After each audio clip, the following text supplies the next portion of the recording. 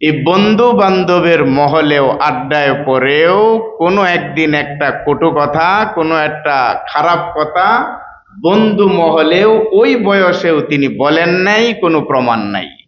সুবহানাল্লাহ বলবেন না? কে আছে বলেন তো এরকম? কে আছে এরকম? বয়স বাড়তে থাকে, মানুষের দিমাগ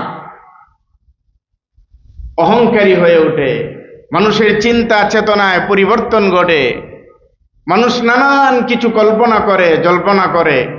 মুহাম্মদ সাল্লাল্লাহু আলাইহি ওয়াসাল্লাম এরকমটা হয় নাই।